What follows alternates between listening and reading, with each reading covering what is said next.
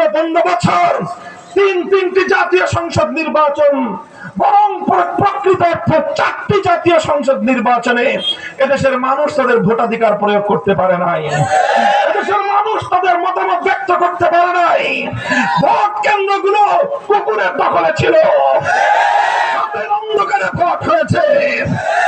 বিনা ভোটে 150-এর বেশি আসন থেকে সংসদ সদস্য নির্বাচিত হয়ে বাংলাদেশের জাতীয় সংসদকে তামাশার ঘরে পরিণত। খেলাফত মজলিস নেত্রকোনা জেলাধীন মদন উপজেলা শাখার উদ্যোগে আয়োজিত আজকের এই গণসমাবেশে উপস্থিত সম্মানিত সভাপতি মদন মোহনগঞ্জ খালিয়া নেত্রকোনা 4 আসনের বাংলাদেশ খেলাফত মজলিস মনোনীত প্রার্থী মুফতি এরশাদুল্লাহ কাসেমি, উপস্থিত রয়েছেন বাংলাদেশ খেলাফত মজলিসের কেন্দ্রীয় নায়েবে আমির, কেন্দ্রীয় যুগ্ম মহাসচিব সহ অন্যান্য কেন্দ্রীয় নেতৃবৃন্দ, জেলা ও মূল দায়িত্বশীল বৃন্দ, সর্বস্তরের নেতাকর্মী ও সংগ্রামী মদন উপজেলার অধিবাসী ভাই বোনেরা,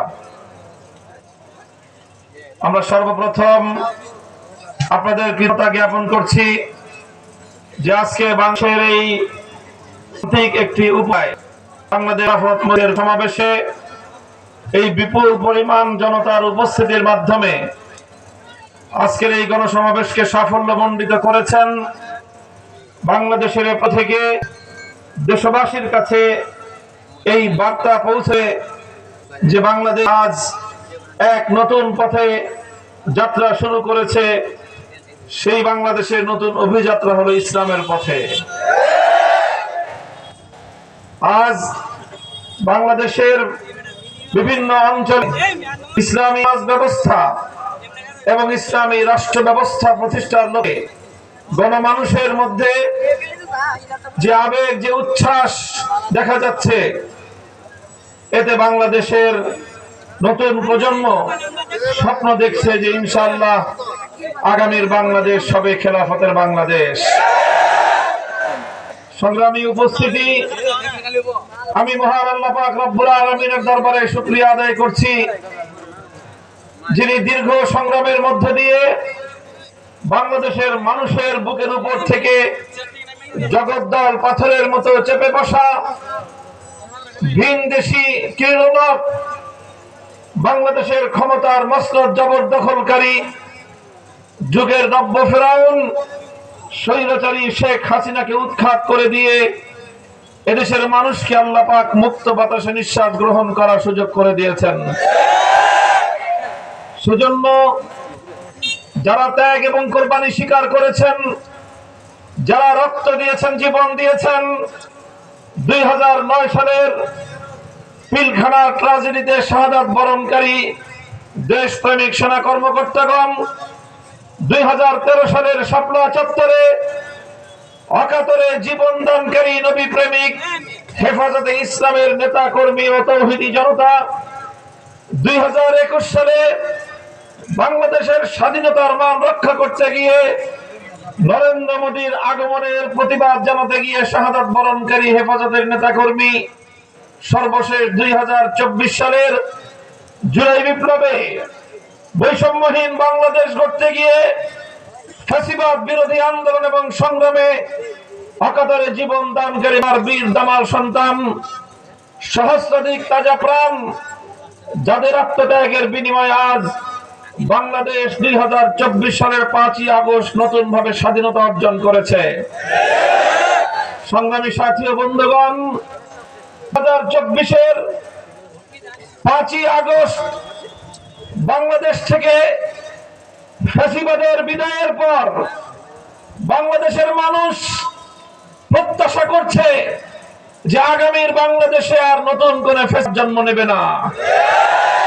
বাংলাদেশের মানুষ আশা করছে বাংলার ক্ষমতার মসনদে যারা বসবে তারা আর বাংলাদেশ থেকে দেশের মানুষের মাথার ঘাম পায়ে ফেরানো, হাড় ভাঙ্গা খাটুনি খেটে উপার্জিত দেশের সম্পদ বিদেশে পাচার করে আর কোনো বেগম পাড়া করবে না। বাংলার মানুষ আজ প্রত্যাশা করছে যে দেশে ক্ষমতার দ্বন্দ্বে দলীয় আন্তঃকলহের মাধ্যমে কোন ভাই তার ভাইয়ের বুকে বুলেটের আঘাত ছুড়বে না, রাজনৈতিক কোন্দলে আর কোন মায়ের বুক খালি হবে না। রাজনৈতিক কোন্দল করতে গিয়ে অথবা নমিনেশনের সংসদ সদস্যের পদপ্রার্থিতার কোন্দল নিয়ে বাংলাদেশের মানুষ রাজপথে আর দুই দলের বন্দুক যুদ্ধ দেখবে না, এটা বাংলার মানুষের প্রত্যাশা। সংগ্রামী সাথী ও বন্ধুগণ, আমরা বলতে চাই বাংলাদেশের মানুষ অনেক ত্যাগ, কোরবানি, অনেক সংগ্রাম, অনেক লড়াই করে আজ এই পর্যায়ে উপনীত হয়েছে। আমাদের প্রতিবার অতীতের প্রতিটি ইতিহাসের প্রতিটি বাঁকে বাঁকে আমাদের অনেক অর্জন এবং বিজয়ের ইতিহাস যেমন রয়েছে, ঠিক তদ্রূপ আমাদের বিজয়ের সুফল ছিনতাই করবারও অনেক দুঃখজনক ইতিহাস, তিক্ত অভিজ্ঞতা আমাদের রয়েছে। আমরা দেখেছি 1905 সালে বঙ্গভঙ্গের মধ্য দিয়ে আমাদের পূর্বপুরুষরা পশ্চিম পাকিস্তান তথা পশ্চিমবঙ্গ তথা হিন্দুত্ববাদের আগ্রাসনের বিরুদ্ধে পূর্ববঙ্গ তথা মুসলিম জাতিসত্তার উন্মেষ ঘটাবার লক্ষ্যে বঙ্গভঙ্গ আন্দোলন করেছিলেন। সেই বঙ্গভঙ্গ আন্দোলনের মাধ্যমে ঢাকার উত্থান ঘটেছিল, মুসলিম জাতিসত্তার বিকাশ ঘটেছিল। কিন্তু সেদিন রবীন্দ্রনাথ ঠাকুরদের নেতৃত্বে সহিংস সাম্প্রদায়িক উগ্র আন্দোলনের মধ্য দিয়ে বাংলার মুসলমানদের সেই উত্থানকে ঠেকিয়ে দেওয়ার ষড়যন্ত্র করা হয়েছিল। তাই বাংলার মানুষ 1947 সালে দিল্লিকে লাল কার্ড দেখিয়েছে। বাংলার মানুষ 1947 সালে ভারতকে লাল কার্ড দেখিয়ে স্বাধীন মুসলিম দেশ গঠন করবার লক্ষ্যে তারা দেশকে বিভক্ত করে পশ্চিম পাকিস্তানের খান পাঠানদের সঙ্গে জোট বেঁধেছে, কিন্তু দিল্লিকে বাংলাদেশের উপর আধিপত্য করতে দেয়নি। 1947 থেকে 1971 পর্যন্ত পশ্চিম পাকিস্তানের খান পাঠান, যাদেরকে আমরা ইসলামের ভিত্তিতে নিজেদের ভাই হিসেবে গ্রহণ করে নিয়েছিলাম, বাংলার মানুষকে হতাশ করে সেই পশ্চিম পাকিস্তানিরা আমাদের সঙ্গে বৈষম্যের রাজ গড়ে তুলেছিল। বাংলার মানুষকে তাদের অধিকার থেকে বঞ্চিত করেছিল। বাংলার মানুষকে তারা তাদের ন্যায্য ভোটের অধিকার থেকে তারা বঞ্চিত করেছিল।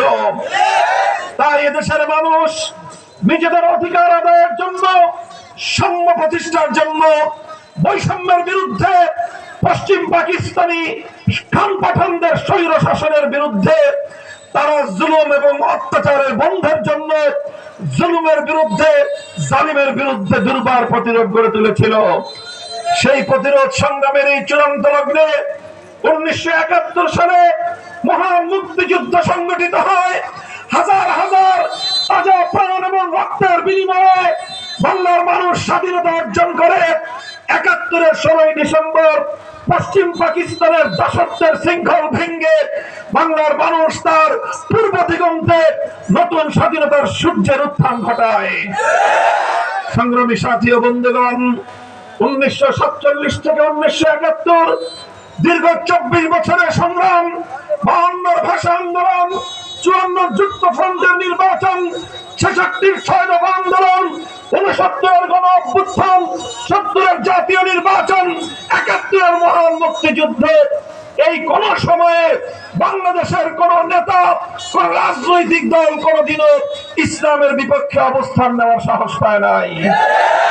কিন্তু দুর্ভাগ্যজনক ভাবে 71-এ যখন মুক্তিযুদ্ধে বিজয় অর্জিত হলো, সেই মুক্তিযুদ্ধের বিজয়ে মুক্তিযুদ্ধে নেতৃত্ব দানকারী নেতা শেখ মুজিবুর রহমান সাহেব, যিনি মুক্তিযুদ্ধের সময়ে পশ্চিম পাকিস্তানে বন্দী ছিলেন, সেখান থেকে মুক্তি লাভ করলেন। মুক্তি পেয়ে তিনি গেলেন লন্ডনে।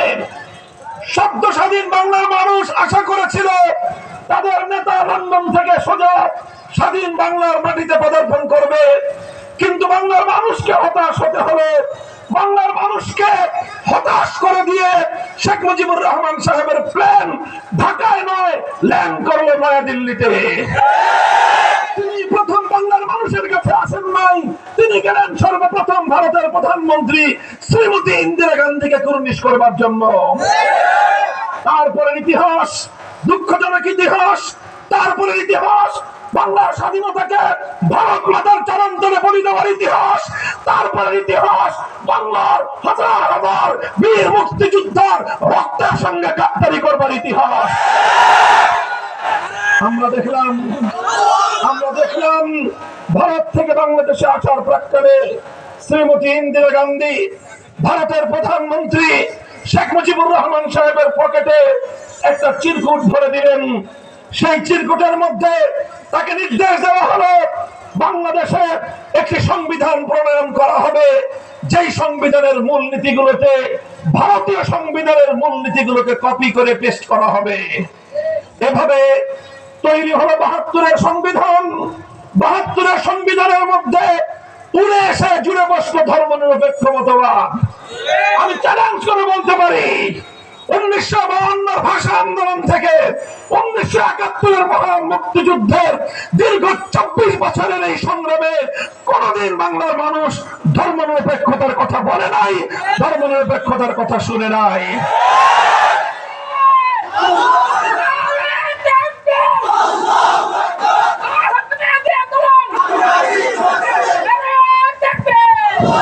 সংগ্রামী সাথী ও বন্ধুগণ, এভাবে ৭২-এর সংবিধান তৈরি হলো।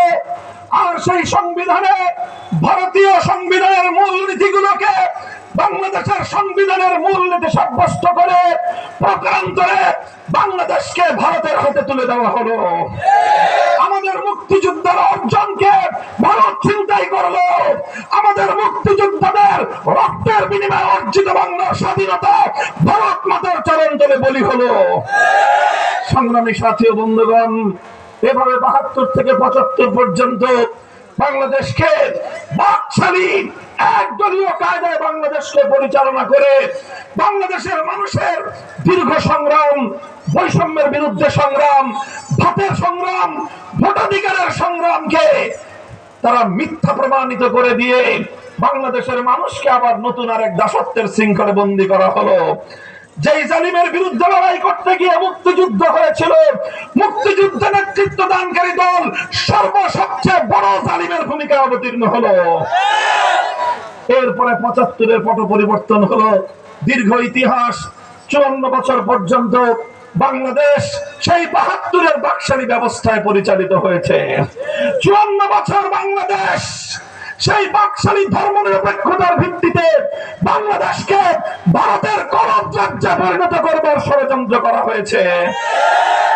৫৪ বছরে যখন যারা বৈষম্যের বিরুদ্ধে কথা বলেছে, যখন যারা ভারতীয় আধিপত্যবাদের বিরুদ্ধে ময়দানে নেমেছে, যখন যারা বাংলাদেশে জুলুম এবং অত্যাচারের বিরুদ্ধে কথা বলেছে, ইনসাফ এবং সাম্যের দাবি তুলেছে, তখনই তাদেরকে ট্যাগ দেওয়া হয়েছে। কখনো তাদেরকে মুক্তিযুদ্ধ বিরোধী, কখনো তাদেরকে রাজাকার, কখনো তাদেরকে স্বাধীনতা বিরোধী, আর কখনো তাদেরকে জঙ্গিবাদের তকমা দিয়ে এদেশের শান্তিকামী, ইনসাফকামী তাওহীদি জনতার জাগরণকে ঠেকিয়ে দেওয়ার পায়তারা চালানো হয়েছে। করতে করতে 2024 সালের জুলাই মাসে যখন বাংলার দামাল ছেলেরা জেগে উঠল, ভেদাভেদের সকল দেয়াল ভেঙে গড়িয়ে দিল, স্কুল, কলেজ, ইউনিভার্সিটি, আলিয়া মাদ্রাসা, কওমি মাদ্রাসা, প্রতিটি শিক্ষাঙ্গনের দেয়াল, বিভেদের দেয়াল ভেঙে 4 কোটি ছাত্র জনতা নতুন বাংলাদেশ গড়বার জন্য যখন তারা রাজপথে নামলো, যখন তারা হাতে হাত রেখে টেকনাফ থেকে তেতুলিয়া পর্যন্ত স্লোগানে স্লোগানে বাংলার আকাশ মুখরিত করে তুলল, দিল্লি না ঢাকা, তখন এই দিল্লির সেবাদাসী শেখ হাসিনা আমার বাংলার 4 কোটি ছাত্র জনতাকে রাজাকারের বাচ্চা বলে গালি দিয়েছিল। সংগ্রামী সাথী ও বন্ধুগণ, এই 4 কোটি ছাত্র জনতা আমার সন্তান, তোমার সন্তান, আমাদের কোলে পিঠে করে মানুষ করা, আমাদের রক্ত ঘাম আর অশ্রু দিয়ে করা, আমাদের আগামীর ভবিষ্যতের সন্তান। আমাদের সন্তানকে সে রাজাকারের বাচ্চা বলল, তোমার সন্তানকে রাজাকারের বাচ্চা বলল। আমাদের সন্তানরা বলল অধিকার চাইলে যদি রাজাকার হতে হয়, বৈষম্যের বিরুদ্ধে কথা বললে যদি রাজাকার হতে হয়, ফ্যাসিবাদের বিরুদ্ধে সংগ্রাম করলে যদি রাজাকার হতে হয়, একটি মেধাভিত্তিক দেশ গড়বার আহ্বান তুললে যদি রাজাকার হতে হয়, দিল্লির আধিপত্যের বিরুদ্ধে কথা বললে যদি রাজাকার হতে হয়, প্রতিটি শিক্ষাঙ্গন থেকে আওয়াজ উঠলো, স্লোগান তুললো আমাদের ছেলে মেয়েরা, আমি কে তুমি কে। সংগ্রামী সাথী ও বন্ধুগণ, সেদিনই প্রকৃত অর্থে জুলুমবাজ স্বৈরাচারী ফ্যাসিবাদী শেখ হাসিনার ক্ষমতার কফিনে প্রেক ঠুকে গিয়েছিল। এরপরে 5ই আগস্ট অপরাহ্নে 12 পদের খাবার রান্না করে খাওয়ার সুযোগ হয় নাই, 16টি লাগেজ ভরে হেলিকপ্টারে করে দাদাদের দেশে পালিয়ে যেতে বাধ্য হয়েছে।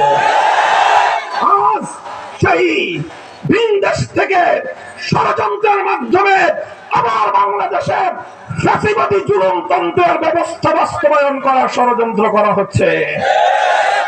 আমরা জুলাই বিপ্লবের অংশীজন যারা, জুলাই যুদ্ধে যারা রক্ত দিয়েছে, জুলাই আন্দোলন সংগ্রামে যারা মামলা এবং হামলার শিকার হয়েছে, বিগত 15 এবং 16 বছর ধরে যারা কারাগারের অন্ধকার প্রকোষ্ঠে দিনরাত গুজরান করেছে, আমরা বলতে চাই আজ জুলাই বিপ্লব পরবর্তী বাংলাদেশ আর 72-এর সংবিধানের আমলে ফিরে যেতে পারে না।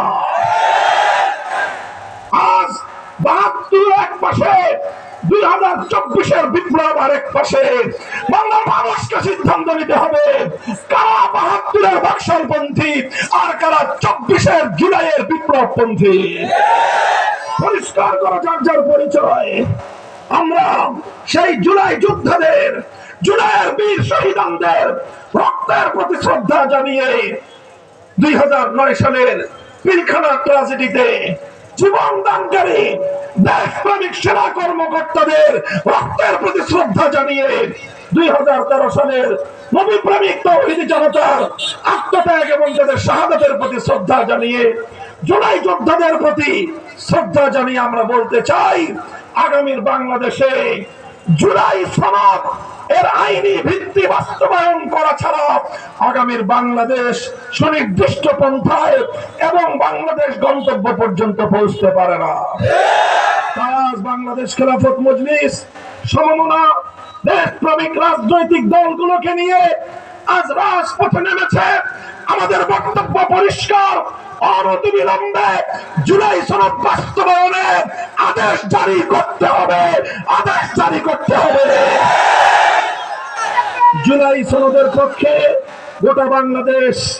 আজ কোন সৎ সাহসী, কোন বাবার বেটা, কোন মায়ের সন্তান বাংলার মাটিতে জুলাই সনদের বিপক্ষে কথা বলবার দুঃসাহস দেখাতে পারে না।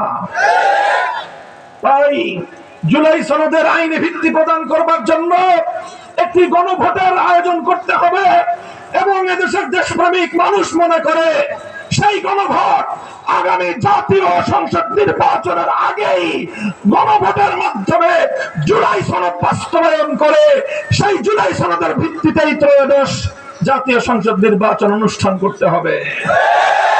সংগ্রামী সাথী ও বন্ধুগণ, সেই আগামী ত্রয়োদশ জাতীয় সংসদ নির্বাচন বাংলাদেশের ইতিহাসে এক নতুন ধরনের নির্বাচন।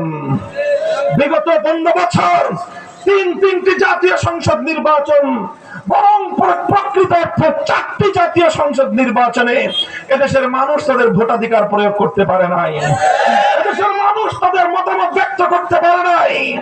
ভোট কেন্দ্রগুলো কুকুরের দখলে ছিল, অন্ধকারে ভোট হয়েছে। বিনা ভোটে 150-এর বেশি আসন থেকে সংসদ সদস্য নির্বাচিত হয়ে বাংলাদেশের জাতীয় সংসদকে তামাশার ঘরে পরিণত করা হয়েছিল। আমরা সেই দিনে ফিরে যেতে চাই না। আমরা চাই শান্তিপূর্ণ নির্বাচন, আমরা চাই উৎসব মুখর নির্বাচন, প্রতিদ্বন্দ্বিতা থাকবে, কোন সংঘাত লড়াই আমরা দেখতে চাই না। আগামী দিনে ফ্যাসিবাদের দোসর হিসেবে যারাই রাজনীতিতে আগমন করবার দুঃস্বপ্ন দেখবে, ঐক্যবদ্ধভাবে তাদেরকে রুখে দেওয়াতে হবে।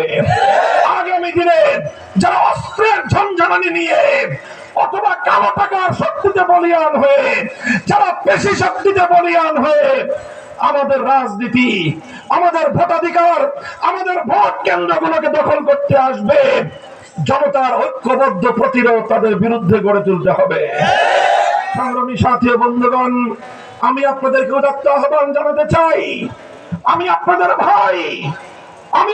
ভাই হিসেবে, বাংলার সন্তান হিসেবে আমি আপনাদেরকে প্রতিশ্রুতি দিচ্ছি, অঙ্গীকার করছি আপনাদের সামনে, ইনশাআল্লাহ বাংলাদেশ খেলাফত মজলিস বাংলাদেশের স্বাধীনতা এবং ইসলামের স্বার্থ রক্ষায় কোন কালো শক্তির সামনে মাথা নত করবে না, মাথা নত করবে না।